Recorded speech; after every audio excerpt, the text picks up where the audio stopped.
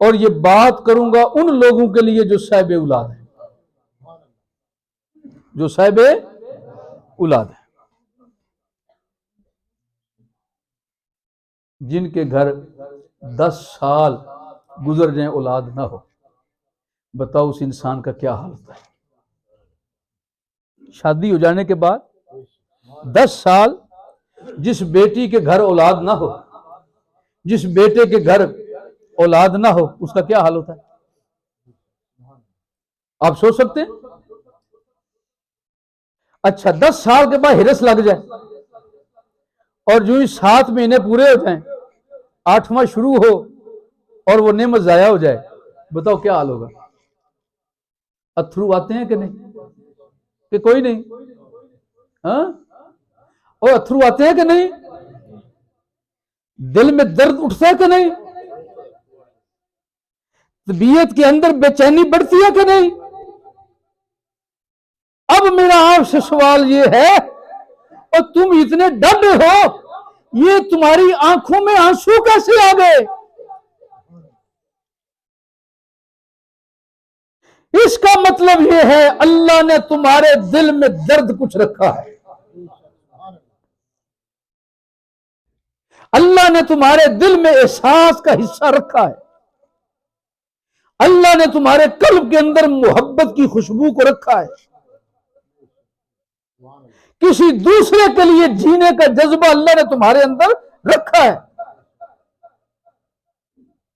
اس کی ایک سادہ یہ مثال جو میں نے آپ حضرات کی خدمت میں پیش کی ہے، اگر جس کے گھر میں اولاد نہیں اور ہرس لگنے کے بعد 10 سالوں کے بعد 12 سالوں کے بعد 8واں مہینہ شروع ہو، نعمت ضائع ہو جائے، اس آدمی کے وہ شاید لوگوں کے سامنے روئے یا نہ روئے، اکیلا بیٹھ کے ڈھائیاں مار کے روتا ہوگا اور اللہ کی بارگاہ موٹے موٹے اتھرو بہا کے کہتا ہوگا، یا اللہ 12 سال گزر گئے، ہرس لگی، اب بھی نعمت نہیں مجھے ملی، اے اللہ کرم فرما، میرے رب کریم میری عزت رکھ لے، میرے دوست سجن میرے دشمن مجھے دیتے ہیں تانے، میں جی نہیں سکتا، سانس لینا میرے لیے مشکل ہے، اور پھر اگر 15ویں سال اللہ کرم فرما دے اولاد کا، بتاؤ کتنا خوش ہوگا،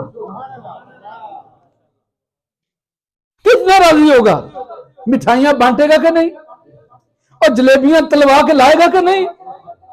جتنے جوگا شکر پانی لا کے منہ میٹھا کرا دے، حلوہ بنا لے، کھیر بنا لے، جو اللہ نے اسے توفیق دی ہے، اور ککھ پلے نہیں، مکھانے ہی لے آئے منہ میٹھا کرا لے گا۔ یہ جو اس کے چہرے پر خوشی کا اثر ظاہر ہوا ہے، کیوں ہوا ہے؟ اس کا مطلب ہے اللہ نے اس کے اندر پہ احساس رکھا ہے، اللہ نے ہمارے وجود کے اندر احساس رکھا ہے۔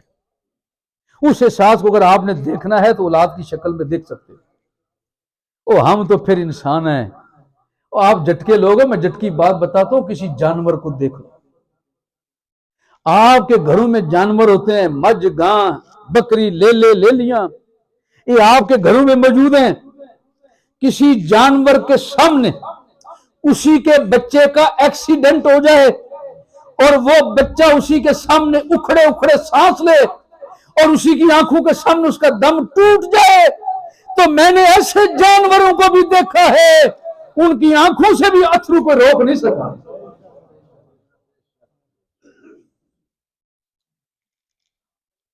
اللہ نے جانوروں کے اندر بھی احساس رکھا ہے، تو اللہ نے تمہیں تو حسن والا بنا کے بھیجا ہے، احسن تقویم ہو، اللہ نے تمہارے اندر یہ احساس رکھا ہے، اللہ نے آپ کے اندر یہ نور رکھا ہے، اللہ نے آپ کے اندر یہ صلاحیت رکھی ہے، اللہ نے یہ ایبیلٹی آپ کے وجود میں رکھی ہے، اس مالک پروردگار نے آپ کے اندر یہ اعزاز اور کمال رکھا ہے، اور اس کمال کا نام ہے حسن، اسی حسن کو اللہ نے تمہارے وجود میں خوب بھر دیا ہے۔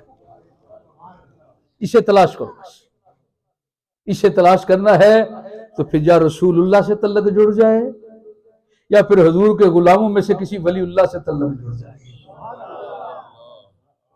اور صرف تعلق جوڑنا کافی نہیں ہے، تعلق نبھانا بھی ہے۔ یہ نہیں چلو جی اللہ کے ولی سے رابطہ ہو گیا، 2 سالوں بعد 4 سالوں بعد 10 سالوں بعد چکر لگائے، لنگر میں حصہ ڈالا ہے، میلہ ہو گیا، ڈھول ڈھمکے میں شامل ہو گئے، چلو بات ختم نہیں۔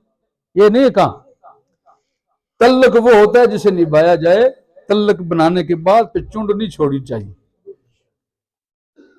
دامن پکڑ لو تو پھر بھاگنے کی اجازت نہیں، اور جو میدان چھوڑ کے بھاگ جائے اسے مومن نہیں کہتے، مومن غیرت مند ہوتا ہے، وہ بھاگتا نہیں ہے، منافق نہیں ہوتا، اور جو منافق ہو وہ مومن نہیں ہوتا۔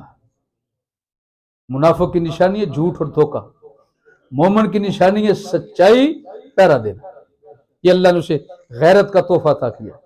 الحمدللہ اللہ تعالیٰ نے ہمیں یہ نعمت نصیب فرمائی ہے، بس اپنی اس دولت اور نعمت کو پہچاننے کی کوشش کرو اور چیک کرو اللہ نے تمہارے اس وجود میں کتنا کتنا خزانہ رکھا ہے، اور جتنا جتنا تم اس کے ساتھ تعلق بڑھاتے جاؤ گے اتنا اتنا تمہیں احساس بڑھتا جائے گا کہ میں تو اتنا قیمتی ہوں، اللہ نے میرے اندر اتنا خزانہ رکھا ہے، اور میں نے ساری زندگی بے فکری میں گزار دی، خزانہ میرے اپنے گھر اور تلاش میں باقیوں گھروں میں کر رہا ہوں۔ آج یقین کر لو آپ میں سے ہر بندے کا جو وجود ہے، چاہے وہ بچہ ہے، لڑکپن میں ہے، جوان ہے، بوڑھا ہے، قبر کے قریب ہے، ہر وجود کے اندر اللہ نے یہ حسن رکھا ہے۔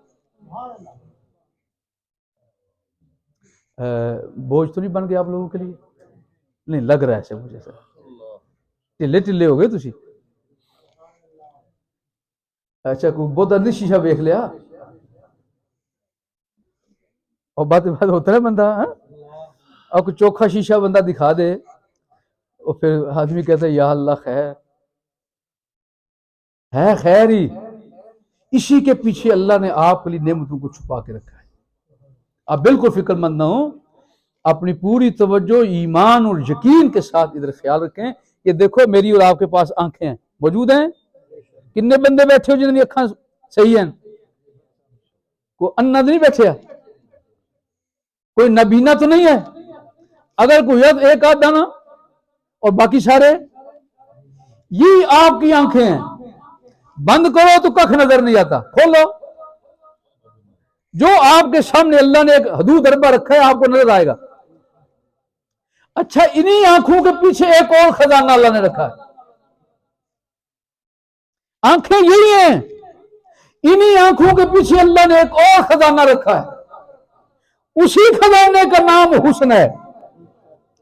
یہ ہے آنکھ، اس کے اندر ہے نور جو ہر ایک کو حاصل ہے، لیکن وہ جو حسن والا تحفہ ہے وہ اس نور کے اندر اللہ نے ایک اور چھپا کے رکھا ہے۔ وہ کیا ہے؟ وہ خزانہ یہ ہے، اس آنکھ سے دیکھو گے ایک حد تک دیکھو گے، اور وہ جو اللہ نے اس آنکھ کے پیچھے نور رکھا ہے وہ اتنا باکمال ہے، تمہیں یہاں بیٹھو نا سامنے دیوار آ جائے، اس آنکھ سے دیوار کے پار دیکھ سکتے نہیں، لیکن مالک نے اسی آنکھ کے پیچھے وہ حسن بھی رکھا ہے کہ بیٹھے زمین پر ہوتے ہو نظارے آسمانوں سے پار کے کر رہے ہو۔ سمجھو بات کوئی نہیں؟ بات سمجھ آ گئی کہ آئی ہے؟ اور سمجھ آئی ہے کہ آ گئی؟ سب کو سمجھ آئی کہ آ گئی؟ کوئی نہیں سمجھ رہا؟ میرا خیال اب آپ کا دھیان کے لنگر کی طرف نہیں جا رہا؟ اچھا چلو کوئی بات نہیں، خیر تو سمجھ آئی ہے نا آپ کو؟ شکر الحمدللہ۔ میں یہ سوچتا ہوں کہ یہ بھی ہو جاتا ہے کبھی کبھی، تو میں چاہتا ہوں آپ کو سمجھ آ گئی والا کام نہ ہو بلکہ سمجھ آئے۔ اب آپ سوچنے غور کر رہے ہیں، ہم تو آپ آنکھ سے یہ کچھ دیکھتے ہیں، یہ کون سی بات ہے کہ آسمانوں سے پار بھی نظر آتا ہے؟ جی ہاں آتا ہے، بالکل یقیناً، اور ایسی بات نہیں کر رہے کہ آپ سمجھ رہے ہو۔ الحمدللہ علماء کے پاس بیٹھے ہیں، مدارس میں پڑھا ہے، اللہ تعالیٰ نے کچھ نہ کچھ علم کی دولت عطا فرمائی۔ حدیث پاک سناتا ہوں آپ کو، میرے اور آپ کے آقا علیہ السلام آپ مدینہ پاک کی گلیوں صبح صبح گزر رہے ہیں، ایک حضور کا صحابی آیا، میرے آقا نے، حضور کی عادت تھی پہل کرتے سلام کہتے السلام علیکم ورحمت اللہ وبرکاتہ، جب حضور نے اپنا ہاتھ آگے کیا وہ بھی آگے بڑھ گئے، وعلیکم السلام ورحمت اللہ، حضور کے ہاتھوں کو بوسہ دیا، آنکھوں سے لگایا، پیار کیا، ادب کا اظہار کیا۔ میرے آقا نے ایک سوال کیا، کیف اصبحت یا حارثہ، اے حارثہ ذرا بتا تو جی آج صبح تو نے کیسے کی ہے، کیا حال تھا تمہارا آج سویرے؟ عرض کرنے یا رسول اللہ اصبحت مؤمنا حقا، آقا جب میں نے سویر کی ہے تو میرا دل یقین کر رہا تھا کہ میں پکا مومن ہوں، میں پکا مومن ہوں۔ حضور نے ایک اور پوچھا، فرمایا اس تیرے ایمان کی تیرے پاس کیا نشانی ہے؟ اب بولو سبحان اللہ، تیرے پاس اپنے مومن ہونے کی نشانی کیا ہے؟ کی آقا ہے، میرے پاس وہ نشانی بھی ہے۔ حضور نے فرمایا بتاؤ کیا ہے؟ عرض کرنے لگے یا رسول اللہ جب رات ہوتی ہے نا تو لوگ سو جاتے ہیں، اللہ مجھے توفیق دیتا ہے اپنے ذکر کی، میں پھر بیٹھ جاتا ہوں اپنے مالک کو یاد کرتا ہوں، اور جب یاد کرتا ہوں پھر ایک وقت حال ایسا آتا ہے آنکھیں بند ہوتی ہیں،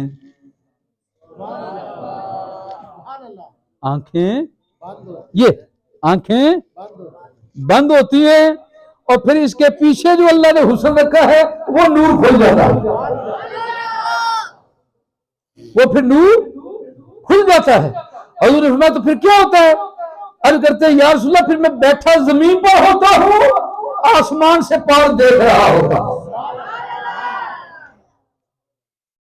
بیٹھا زمین پر ہوتا ہوں اور آسمانوں سے پار دیکھ رہا ہوتا ہوں۔ اور بعض احادیث پاک میں یوں بھی آتا ہے، عرض کرتے آقا میں اپنی آنکھوں کے سامنے جہنم بھی دیکھ لیتا ہوں، جنت بھی دیکھ لیتا ہوں۔ معلوم ہوا آنکھیں یہی ہیں، ہم نے ابھی تک انہی کو کبھی کھولا کبھی بند کیا، کبھی بند کیا کبھی کھولا، اسی سے کو دیکھتے رہے، ہم نے ابھی تک وہ حسن نہیں دیکھا جو اللہ نے ان آنکھوں کا پیچھے رکھا ہوا ہے۔